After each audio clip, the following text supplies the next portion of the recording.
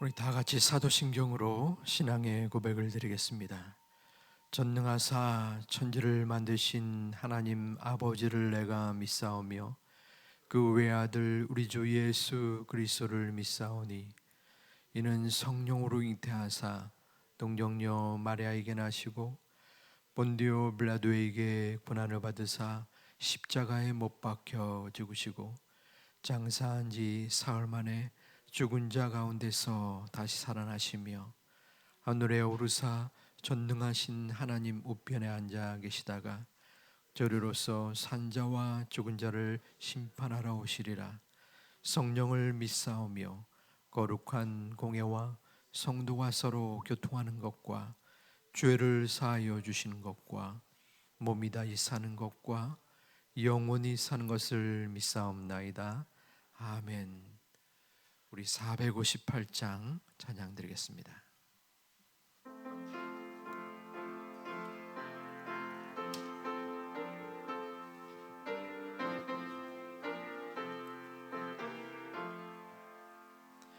너의 마음에 슬픔이 가득할 때 주가 위로해 주시리라. 아침에 같이 빛나는 마음으로 너 십자가 지고 가라. 참 기쁜 마음으로 십자가 지고 가라.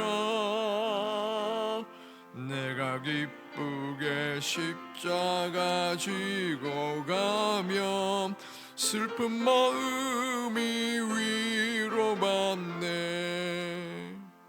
때를 따라서 주시는 은혜로서 강한 심령의 힘을 얻고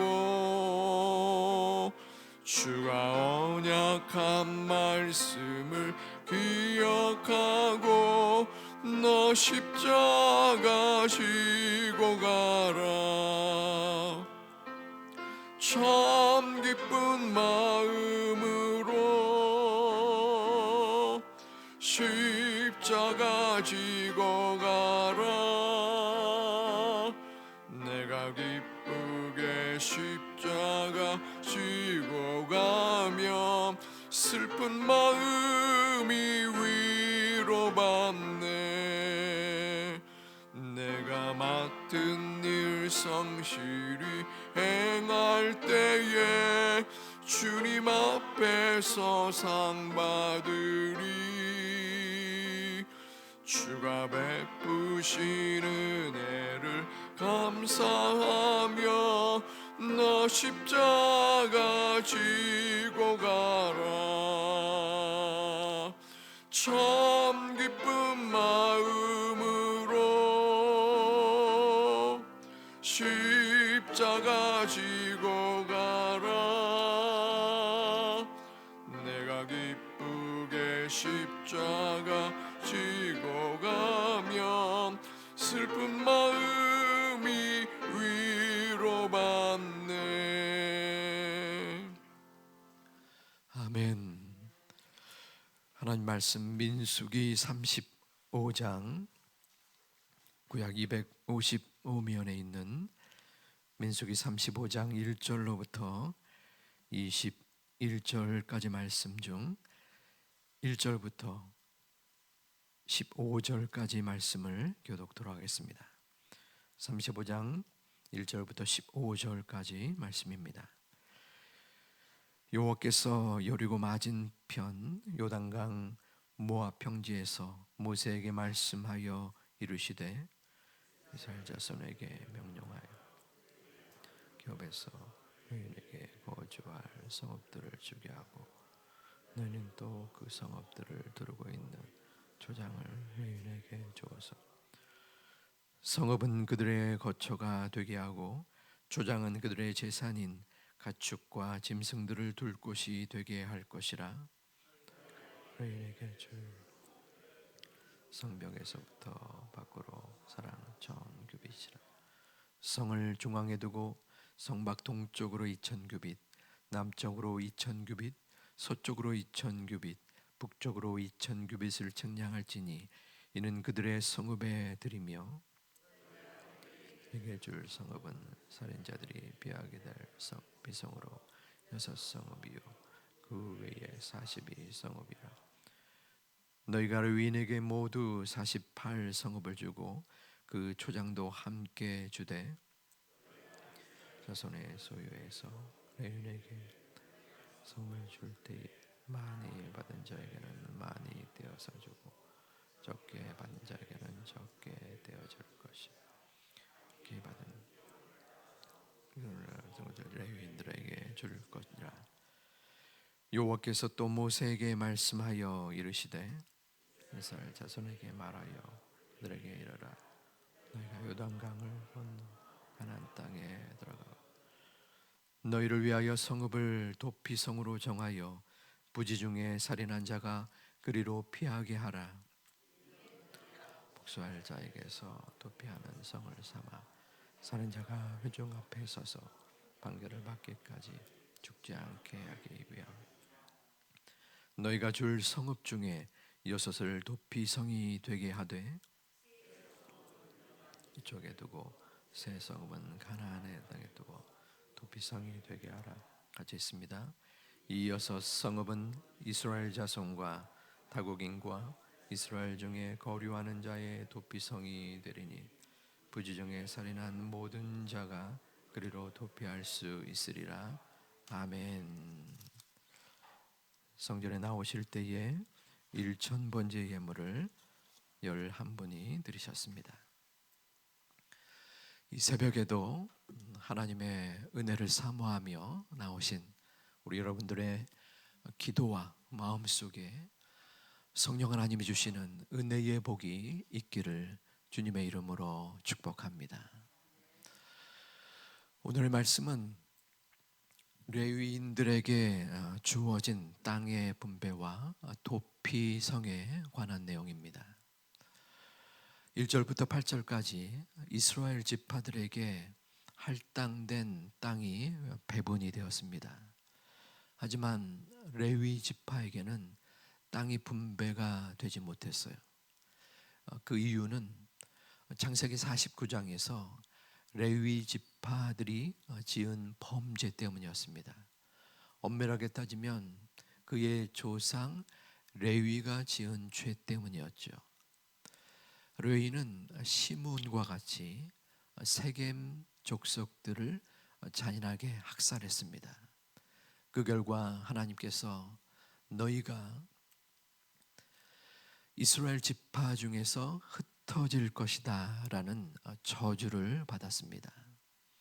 그래서 오늘 본문에서처럼 레위 지파인들은 이스라엘 지파 사람들에게서 받은 여러 땅 중에서 48성읍을 배당받게 되었습니다. 그리고 그 주변에 목초지를 얻게 되었습니다. 레위인들은 그곳에서 하나님의 말씀을 증거하고 또 제사장의 역할을 감당했습니다. 그들이 받은 48개 성읍 중에서 6개가 도피성으로 사용되었습니다. 요단강 동편과 서편 각 3개의 성읍이었습니다. 이후 9절부터 15절까지는 도피성에 관한 규례였습니다. 당시에 살인을 저지른 사람은 그 역시 죽임을 당하게 되었습니다. 그런데 의도치 않게 부지 중에 살인을 범한 사람들이 피할 길이 있었습니다. 그것이 바로 도피성이었습니다. 이 6개의 도피성에 피신을 하게 되면 그 살인을 범한 사람일지라도 죽임을 당하지 않게 된 것이었습니다. 이 도피성의 제도는 이스라엘 백성뿐 아니라 외국인들에게도 그리고 그곳에 잠시 방문한 사람에게도 해당이 되었습니다. 이것은 지금의 시점에서 볼 때도 합당한 것처럼 보입니다. 왜냐하면 예를 들어서 누군가 도둑이 우리 집에 들어왔습니다. 정당방위로 그 도둑과 싸울 때에 살인을 범할 수도 있습니다. 그런데 그 주인이 그 도둑과 싸울 때에 맨손으로 살인을 했는가, 아니면 총을 사용하여 그 살인이 이루어졌는가에 따라서 정당방위나 또 그 구형의 정도가 다른 듯합니다.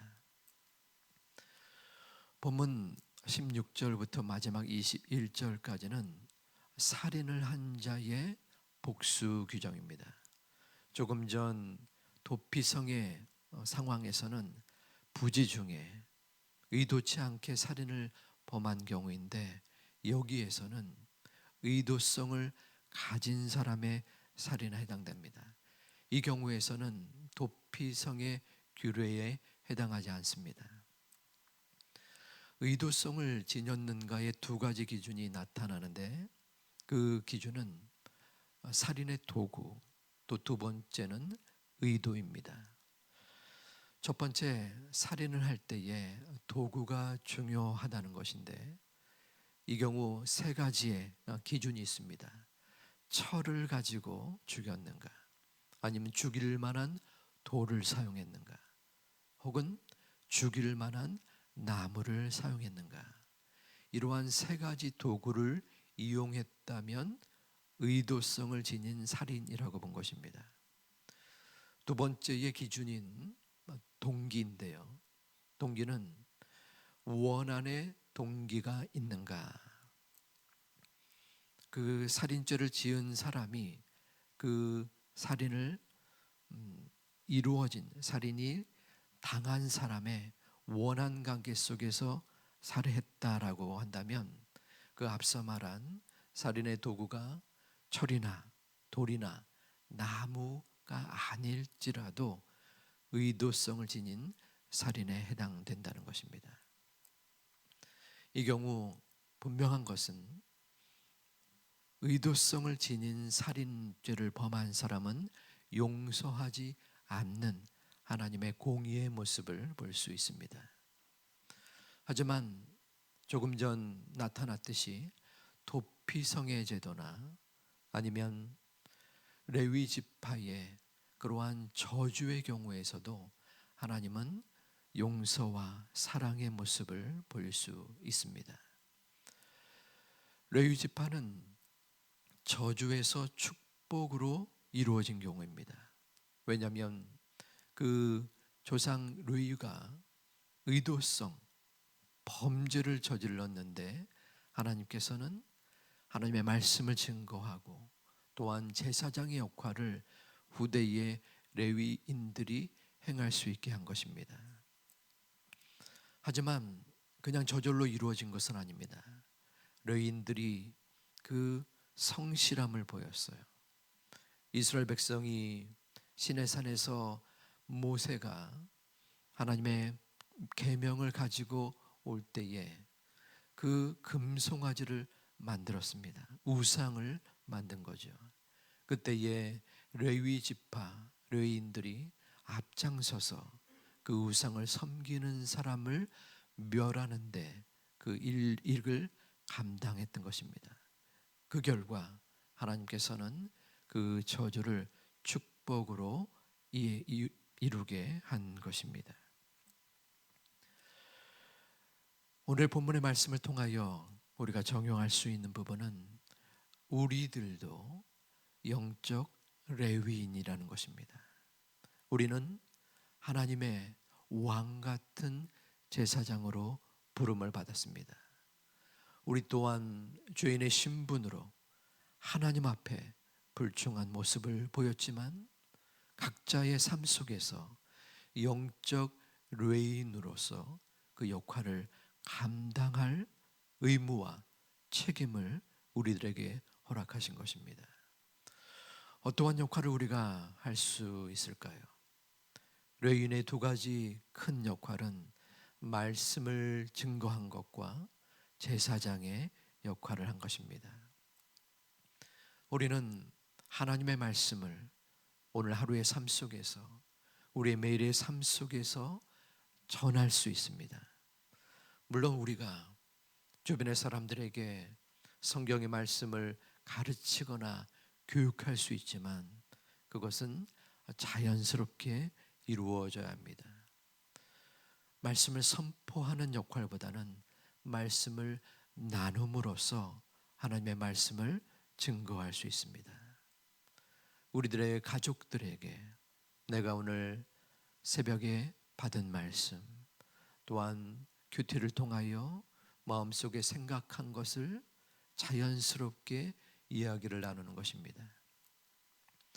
어떤 성도님은 이전에는 그렇지 못했는데 자녀가 멀리 지방에 있는 가운데서 카톡으로 내가 오늘 받은 말씀, 내가 은혜 받은 내용들을 같이 나눈다고 합니다. 그것은 효과적입니다. 야, 말씀에서 이렇게 하니까 너는 이렇게 해야 돼. 이것은 강요이고 권유로 느껴집니다. 마음에 받는 사람이 부담감을 생각할 수 있는 것입니다. 하지만 야, 오늘 말씀을 읽다 보니까 또 예배를 드리다 보니까 묵상하다 보니까 이 말씀이 나한테 이렇게 적용이 되는 것을 느끼게 된다. 이 말씀이 나에게 이렇게 은혜가 된다. 이것은 내 마음의 생각을 자연스럽게 나타내는 것입니다. 그러면 그 말씀을 받은 상대는 가족이든 이웃이든 친지이든 마음속에 느끼게 되는 것입니다. 아, 저 사람이 받은 하나님의 말씀, 저분이 마음속에 생각한 하나님의 은혜는 저런 것이구나. 나도 그 하나님을 느끼고 싶다. 자연스럽게 하나님의 말씀을 전하게 되는 것입니다. 두 번째는 제사장의 역할인데 우리가 구약의 백성처럼 제사를 드리는 것은 아닙니다. 하지만 삶의 제사를 보여주는 것입니다. 엄청난 것을 우리가 증거할 필요는 없습니다. 우리의 사업장과 직장에서 따스한 말 한마디, 하나님이란 말을 전하지 아니할지라도 나의 삶 속에서, 내 행동 속에서 그들에게 본이 되어지고 또 그들의 마음을 따스하게 하는 모습이라면 결과적으로 그분들이 내가 교회를 다니는 것을 지금 알지라도 혹은 나중에 알지라도 야, 교회에 다니는 사람은 뭔가 다르구나 하는 것을 느끼게 되는 것입니다. 그것이 바로 삶의 제사로서의 모습입니다. 그러면 어떠한 수준으로 우리가 영적 레위인의 모습을 보일 수 있을까요? 본문 8절에는 이렇게 기록되어 있습니다. 너희가 이스라엘 자손의 소유에서 레위인에게서 너희가 성읍을 줄 때에 많이 받은 자에게는 많이 떼어서 주고 적게 받은 자에게는 적게 떼어줄 것이라. 많이 받았으면 많이 주고 적게 받은 사람은 또 적게 주면 된다는 것입니다. 우리에게 합당한 은혜대로, 합당한 수준대로 행하면 되는 것입니다. 우리가 범하는 작은 실수 중에 하나는 내가 이루지 못한 것, 나는 열심히 행한다고 했는데 그것의 결과가 미흡할 때 받게 되는 마음의 책임감 혹은 스트레스입니다. 저도 이 같은 성향이 조금은 있는 듯합니다. 내가 어떤 일을 이루었어요. 또 행동했습니다. 그런데 그 성과와 결과가 내 마음속에 미흡함으로 혹은 다른 사람들이 덜 인정함으로 인하여 왜 나는 이렇게 부족할까? 왜 나는 이 정도밖에 되지 않을까? 하는 마음을 의미합니다. 어떤 경우에서는 나의 연약함 또 나의 한계를 인정할 필요도 있습니다. 상담을 할 때에 모든 상담을 다 잘할 수는 없습니다. 어떤 사람이 내담자로 왔습니다. 그런데 상담을 하다 보니까 내가 할 수 있는 능력 그 이상의 수준인 것이에요. 나는 법률을 잘 모르는데 이분의 경우에는 법률을 많이 아는 사람이 상담을 해 주어야 될 것 같습니다. 그럴 때에 그 내담자를 계속 내담하는 것이 아니라 나보다 더 잘할 수 있는 사람에게 인계해 주는 것, 그것을 의뢰라고 합니다.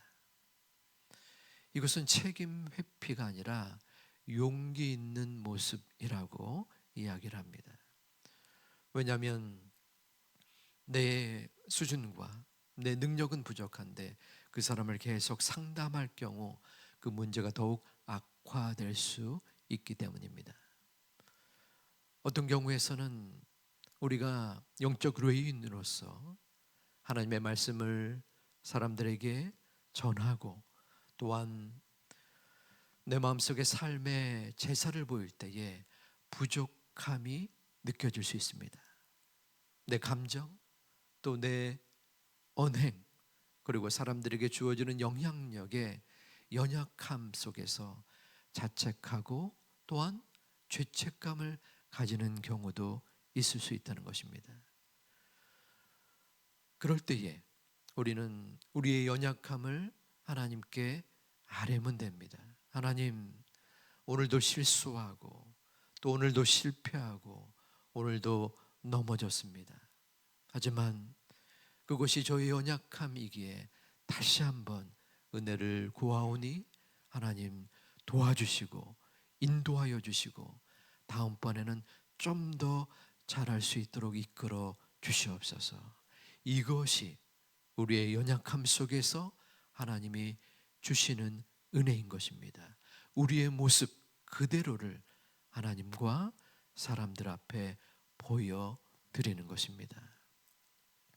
오늘 이 새벽에도 또한 오늘 하루의 삶 속에도 우리는 하나님께 나아가는 것입니다.